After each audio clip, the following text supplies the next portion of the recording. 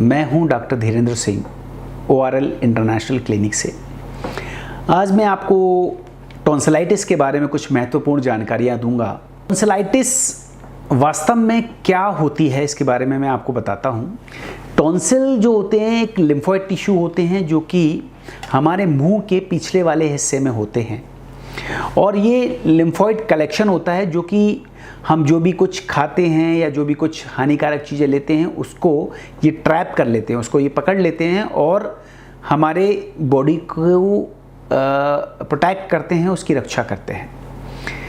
लेकिन कभी कभी क्या होता है कि ये इसमें इन्फ्लेमेशन हो जाता है, इसमें इन्फेक्शन हो जाता है और उसको हम बोलते हैं टॉन्सिलाइटिस।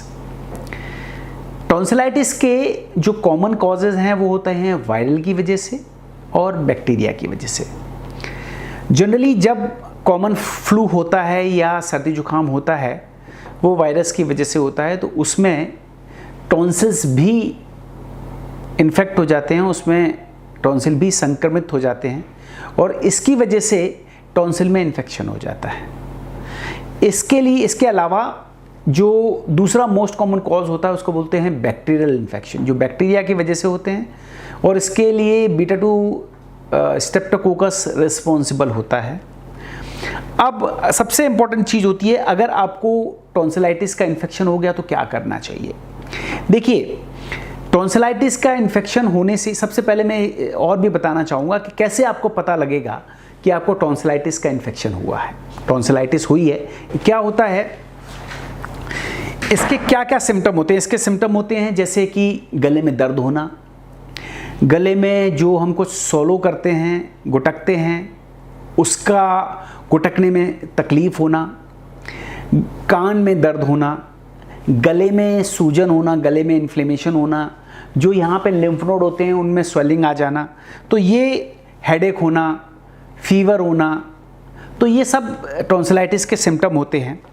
अब हमारा जो मेन इसका जो तरीका है कि कैसे हम टॉन्सिलाइटिस को ठीक करें, कैसे हम इसको ट्रीटमेंट लें टॉन्सिलाइटिस का, तो उसके लिए सबसे इम्पॉर्टेंट चीज़ है, जैसे बाय द वे आपको वायरल इन्फेक्शन है, वायरल इन्फेक्शन 5 से 7 दिन या 10 दिन तक रहता है।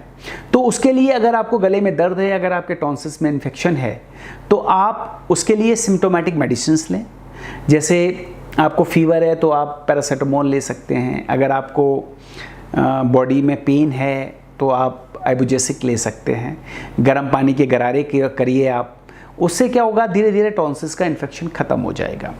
अगर आपको बैक्टीरियल इन्फेक्शन है तो बैक्टीरियल इन्फेक्शन के लिए आपको एंटीबायोटिक्स लेना बहुत ज़रूरी होता है, और इसके लिए करीब करीब 5 से 7 दिन तक आपको एंटीबायोटिक्स लेना पड़ते हैं। जो सबसे इम्पॉर्टेंट एंटीबायोटिक्स हैं इसके लिए वो होता है अमोक्सिसिलिन, और अगर मान लो पेशेंट अमोक्सिसिलिन से सेंसिटिव है, अगर उसको एलर्जी है, तो सिफलोस्पोरिन और मैक्रोलेट्स भी हम इसमें ले सकते हैं।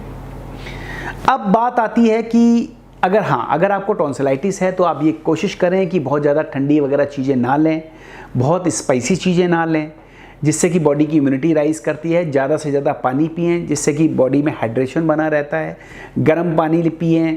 आप कोशिश करें कि आप एक हेल्दी डाइट लें, जिससे कि बॉडी का रेजिस्टेंस आता है। अगर आपको बार बार टॉन्सिलाइटिस हो रही है, और या आपको टॉन्सिलाइटिस हो रही है या आपको टॉन्सिल्स में एब्सिस बन गया है या पैराफेरिंजियल एब्सिस बन गए हैं, तो उस कंडीशन में फिर हमें टॉन्सिल्स को निकालना पड़ता है। इसको हम बोलते हैं टॉन्सिलेक्टमी। टॉन्सिलेक्टमी में सिर्फ एक ही प्रॉब्लम आती है थोड़े दिनों के बाद, थोड़े दिनों के नहीं, इमीडिएट पोस्ट ऑप सबसे जो मोस्ट इम्पॉर्टेंट जो प्रॉब्लम आती है वो होता है पेन। तो इसके लिए एनाल्जेसिक दिया जाता है, ज़्यादा से ज़्यादा पानी पिया जाता है, और इससे टॉन्सिलाइटिस जो टॉन्सिलेक्टमी हम करते हैं वो उससे पेशेंट को आराम मिलता है। अगले एपिसोड में हम आपको कुछ महत्वपूर्ण जानकारी के साथ दोबारा मिलेंगे। नमस्कार।